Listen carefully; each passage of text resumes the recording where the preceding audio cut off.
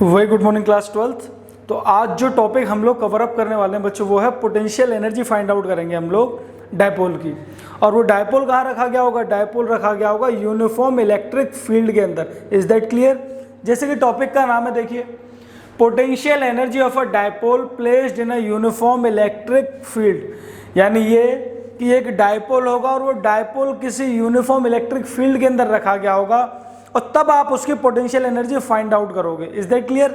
इसको एक और नाम से जाना जाता है इस टॉपिक को, वर्क डन। देखिए मैंने स्लैश लगा के आगे वर्क डन लिखा है, यानी ये जो दूसरा नाम से जाना जाता है टॉपिक वो है work done to rotate a dipole in uniform electric field.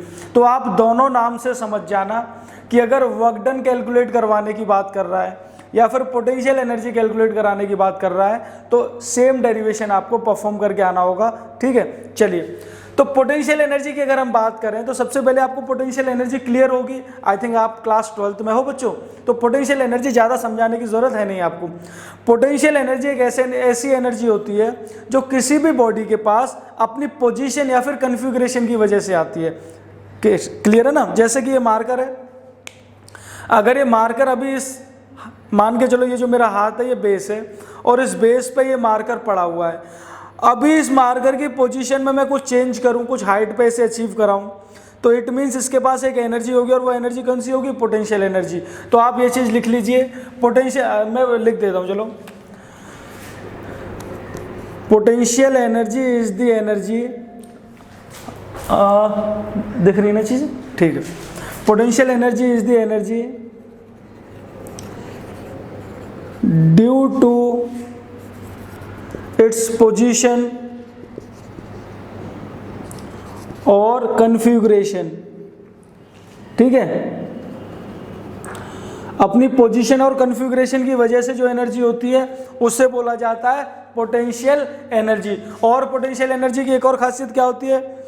ये एक ऐसी एनर्जी होती है जिसे आप स्टोर्ड कर सकते हो for future use. This energy can be stored, ठीक है, फॉर फ्यूचर यूज। चलिए अब हम अपने टॉपिक पे आते हैं, काम की चीज़ें। ये थ्योरी आपको इतना ध्यान नहीं देना, ये सब आपको अच्छे से क्लियर है। अब आते हैं कि हम लोग पोटेंशियल एनर्जी फाइंड आउट करेंगे। ये जो हमारे पास एक डायपोल है, देखिए एक यूनिफॉर्म इलेक्ट्रिक फील्ड बनाया पहले मैंने। ये जो लाइंस ड्रॉ करी है मैंने 1 2 3 4, ये जो 4 लाइंस इक्वल दूरी पे ड्रॉ करी हैं, ये क्या रिप्रेजेंट कर रही हैं? आपकी एक यूनिफॉर्म इलेक्ट्रिक फील्ड। इस बात से आप लोग चैप्टर 1 में बखूबी क्लियर हो चुके हो कि यूनिफॉर्म इलेक्ट्रिक फील्ड कैसे बनाया जाता था।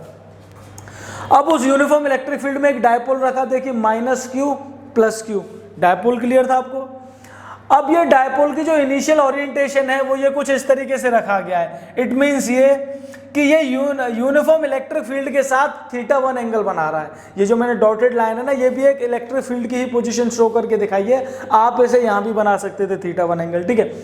अब मैंने क्या किया, इस डायपोल की कन्फिगरेशन में कुछ चेंज किया, क्योंकि पोटेंशियल एनर्जी में क्या होता था, आप उसकी पोजीशन चेंज करोगे तभी तो पोटेंशियल एनर्जी आएगी उसके पास। तो मैंने इसकी कन्फिगरेशन में चेंज किया, मतलब ये इनिशियल कन्फिगरेशन थी और फाइनल कन्फिगरेशन मतलब डायपोल को घुमा के कुछ इस तरीके से आगे कर दिया। और अब इस डायपोल ने इलेक्ट्रिक फील्ड के साथ एंगल क्या बना लिया? θ2। क्लियर है बच्चों? देखिए बहुत बेसिक चीजें समझना अच्छे से। इनिशियली डायपोल क्या था? Combination of 2 equal and opposite charges, -q और +q रखा हुआ है।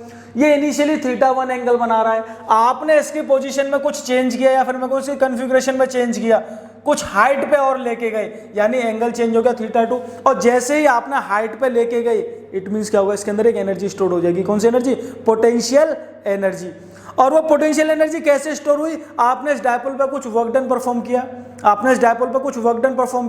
और उस वर्क डन परफॉर्म करने की वजह से इस पर पोटेंशियल एनर्जी आ गई। क्लियर है? आप ये भी तो कह सकते हो कि जैसे ये डायपोल आपने मूव कराया, इट मींस इसके अंदर एक रोटेशन आया, एक रोटेशन क्रिएट किया। और रोटेशन किसकी वजह से होता था? टॉर्क की वजह से। और टॉर्क आप लोग कैलकुलेट कर चुके हो चैप्टर 1 में कि टॉर्क क्या निकल के आता था किसी डायपोल पे जब वो यूनिफॉर्म इलेक्ट्रिक फील्ड के अंदर रखा जाता था। तो वो होता था टॉर्क ऑन अ डायपोल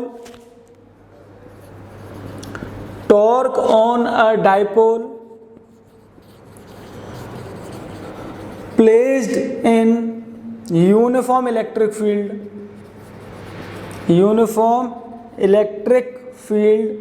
क्या होता था वो?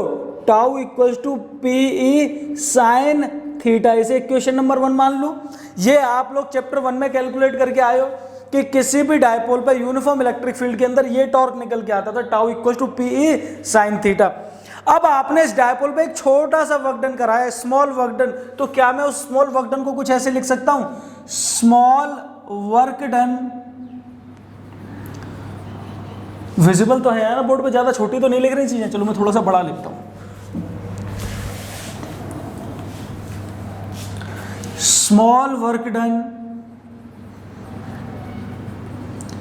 Small work done to rotate the dipole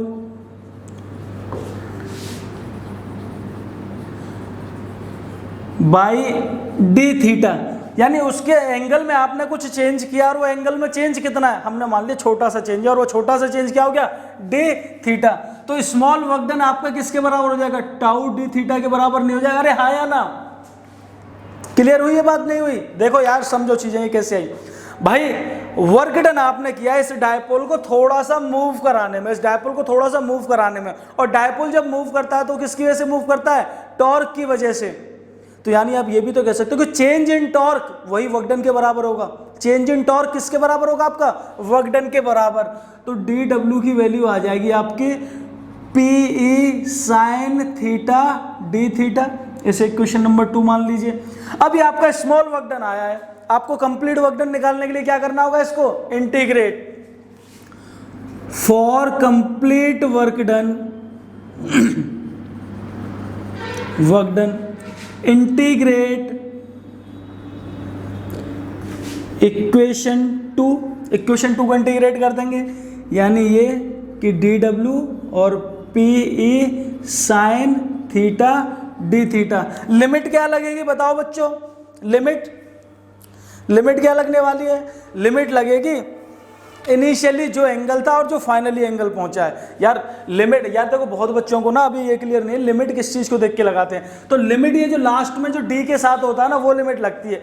D theta, अगर इधर डी एक्स होता तो एक्स की वैल्यूज डलती, डी वाई होता तो वाई की वैल्यूज डलती। तो आप ये देखा करो, D theta it means theta limit होगी अब आपकी, और थीटा की लिमिट क्या है, थीटा 1 से थीटा 2, थीटा 1 से थीटा 2। अब क्या करेंगे, यहाँ इंटीग्रेशन होगा डी डब्ल्यू का, तो डब्ल्यू निकल के आएगा, यहाँ से कांस्टेंट बाहर निकाल लो पी, और अंदर बचेगा साइन थीटा डी थीटा, और limit theta 1 to theta 2। Clear है बच्चों? अब क्या हो जाएगा इसका इंटीग्रेशन, और इंटीग्रेशन आपको पता होना चाहिए, साइन थीटा का इंटीग्रेशन होता है, बताओ, माइनस का कॉस थीटा, और लिमिट क्या थी हमारी, थीटा 1 से थीटा 2। अभी माइनस कॉस थीटा था ना। चलिए अभी ये इक्वेशन क्या बनने वाली है कुछ आपकी, देखिए W इक्वल्स टू,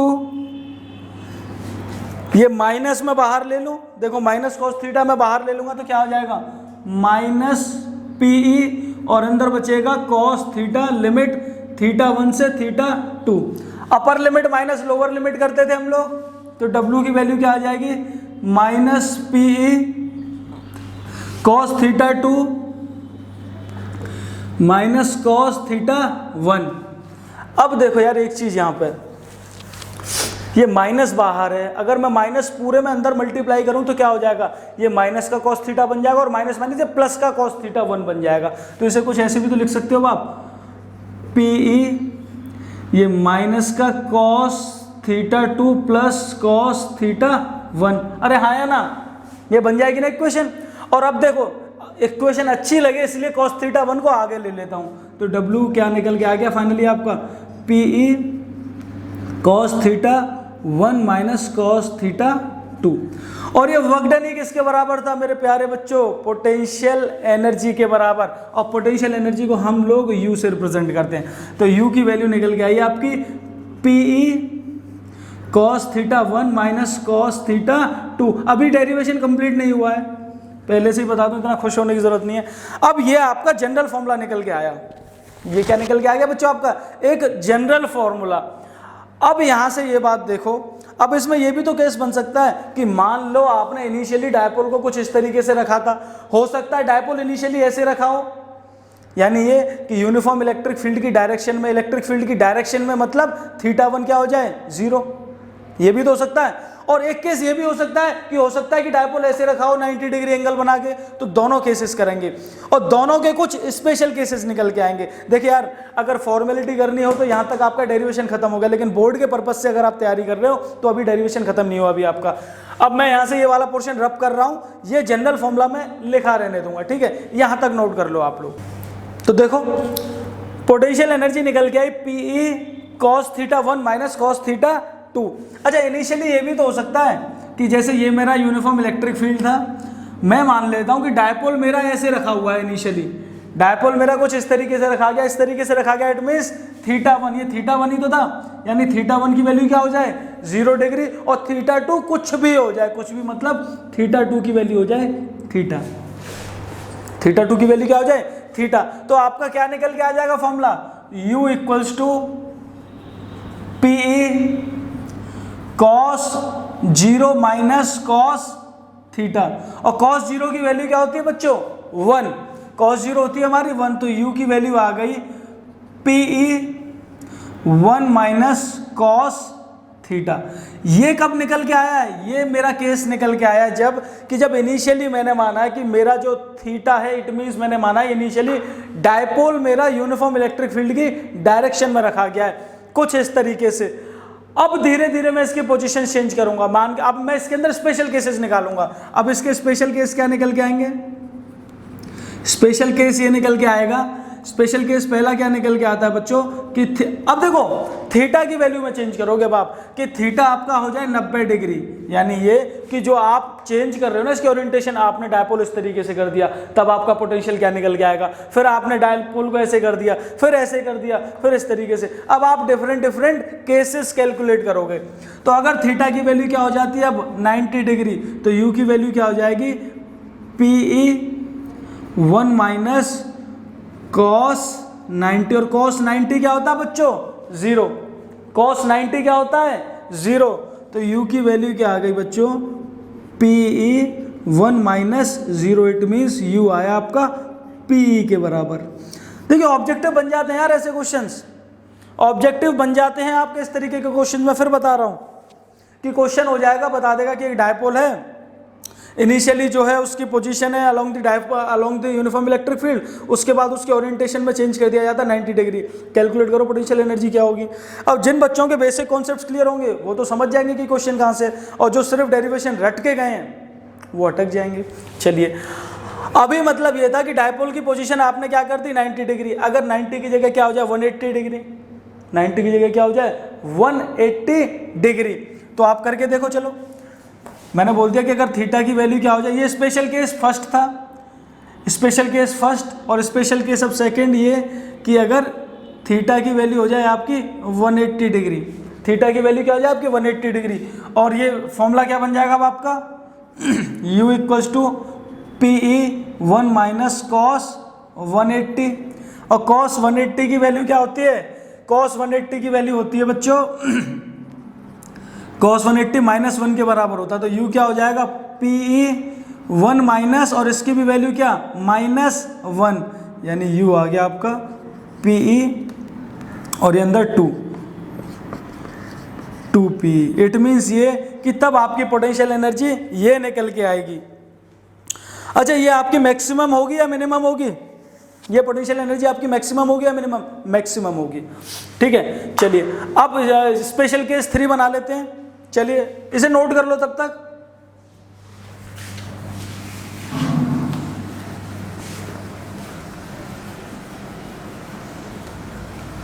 केस कर रहे हैं हम लोग, थर्ड केस में हम लोगों ने क्या कर दिया, थीटा की वैल्यू कर दी 270, तो यू का वैल्यू क्या था हमारे पास पोटेंशियल एनर्जी का Pe 1 माइनस cos थीटा, तो u equals to Pe 1 minus cos 270, और 270 की वैल्यू होती है cos में 0 डिग्री, cos 270 होता है बच्चों 0 डिग्री, तो आपका फॉर्मूला क्या बन जाएगा u equals to Pe 1 minus 0, it means ये कि u इक्वल्स टू Pe के बराबर आ गया आपका।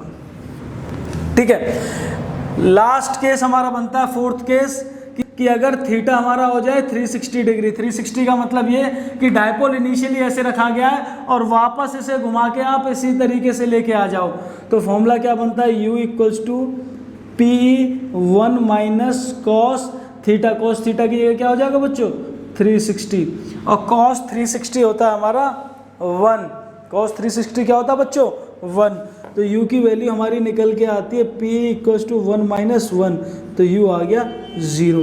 आपको वैसे भी समझ जाना चाहिए था यार, नेट वर्क डन क्या हो रहा है यहाँ पे 0। भाई यहाँ से आप चलाना स्टार्ट कर रहे हो और वापस यहीं लेके आ रहे हो, तो वर्क डन तो नेट कुछ हुआ ही नहीं। जब कुछ नेट वर्क डन ही नहीं हुआ तो पोटेंशियल एनर्जी का बात की, पोटेंशियल एनर्जी भी हमारी कुछ भी नहीं निकल के आएगी।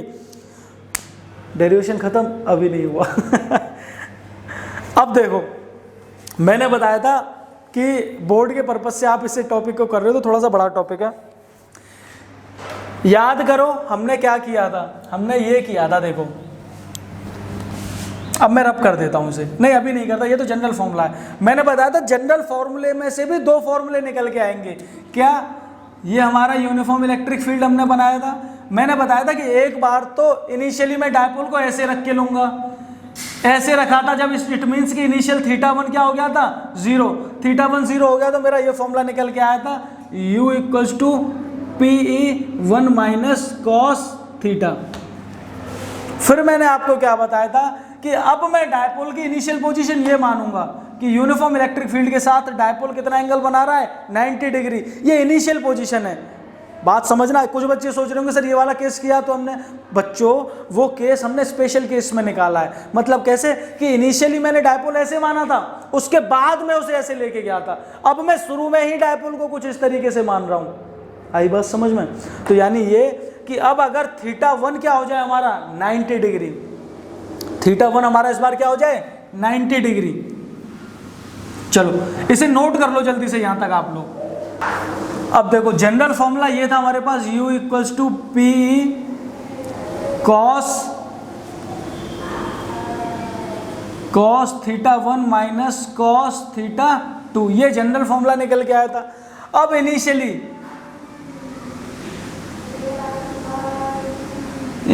इट मीन्स कि θ1 क्या हो जाए 90 डिग्री और θ2 क्या हो जाए कुछ भी मीन्स थीटा।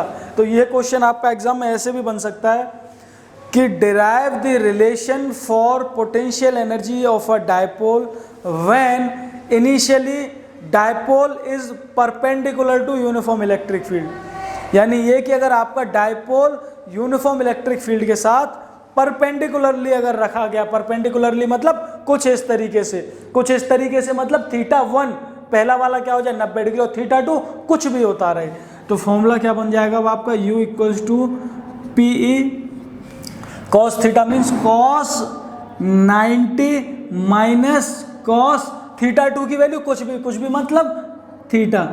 यानी u इक्वल्स टू PE और कॉस 90 क्या होती है बच्चों 0, कॉस 90 क्या होती है 0 माइनस कॉस थीटा। ठीक है, यानी ये कि u इक्वल्स टू माइनस का PE कॉस थीटा। क्लियर है? अच्छा, यहाँ से अब आपका वेक्टर आ जाएगा, वेक्टर घुस जाएगा अब यहाँ पे क्लास 11 तो सर पढ़ के ही नहीं आए, कोई दिक्कत नहीं पढ़ के आए तो ध्यान रखना कॉस थीटा जब हटाओगे तो 2 वेक्टर्स के बीच में डॉट प्रोडक्ट आता है। कॉस थीटा हटाओगे तो कौन सा प्रोडक्ट आता है डॉट प्रोडक्ट, यानी ये कि u इक्वल्स टू माइनस का P डॉट E वेक्टर, ये आपका निकल के आ गई final potential energy when initially dipole is perpendicular to uniform electric field. Clear हुई मेरी बात? तो देखो यार, अब यहाँ से एक क्वेश्चन ये बन जाता है, कभी कभी ये पूछ सकता है, हालांकि पूछा नहीं गया एग्जाम में, ये मुझे ऐसा लग रहा है कि जब पेपर घुमाया जाएगा कि बोला जाएगा कि प्रूफ करो पोटेंशियल एनर्जी इसके बराबर होती है, प्रूफ करो पोटेंशियल एनर्जी इसके बराबर होती है, तो आपको क्या करना होगा, पहले जनरल फॉर्मूला डिराइव करना होगा, जनरल फॉर्मूले के बाद ये वाला पूरा पोर्शन। क्लियर हुई मेरी बात? अब यानी ये कि आपके पास फॉर्मूला आ चुका है, अब आपका होमवर्क क्या है, आपका होमवर्क ये है कि अब आप इसके स्पेशल केसेस निकालोगे। अगर आपको नहीं समझ आए तो आप मुझे मेरे व्हाट्सअप नंबर पर अपने डाउट्स क्लियर कर सकते हो। व्हाट्सअप नंबर हमेशा मैं अपना डिस्क्रिप्शन में लिंक में डालता हूं अपना, जिससे कि आप लोगों के डाउट्स क्लियर हो सकें। कुछ बच्चे हमें अपने डाउट्स पूछते भी हैं, तो ऐसा मत सोचो कि हमारे ऊपर ये बर्डन है, हमें अच्छा लगता है कि आप अपने डाउट्स हमसे क्लैरिफाई कर रहे हो, इससे हमें ये पता लगता है कि हाँ बच्चे थोड़ा सा पढ़ाई कर रहे हैं। तो आप इसके स्पेशल केसेस करोगे क्या कि अगर थीटा, वही स्पेशल केस 4 निकलते हैं, थीटा 0 हो जाए, 90 हो जाए, 270 हो जाए, 360 हो जाए। करना क्या है, फॉर्मूला आपके पास ये है, इस फॉर्मूले में वैल्यूज डालेंगे, u equals to minus P cos theta. इसी में आप एक बार क्या कर दोगे, कॉस 0, कॉस 90, कॉस 270, कॉस 360, सारी वैल्यूज आपको पता ही हैं। जैसे जैसे वैल्यूज आएंगे आपके आंसर आते जाएंगे। उसके बाद आप ये पता करोगे इस केस में पोटेंशियल कब मैक्सिमम होगा और कब मिनिमम होगा। तो उम्मीद करता हूँ ये चीज़ें आप लोग अच्छे से कर लोगे। और वीडियो अगर अच्छी लगी और चीज़ें समझ आई तो सब्सक्राइब कर दीजिए चैनल और दोस्तों के साथ शेयर कर दीजिए। बाकी अगली वीडियो में मिलते हैं आप लोगों के साथ कुछ अच्छे कॉन्सेप्ट्स के साथ। Thank you.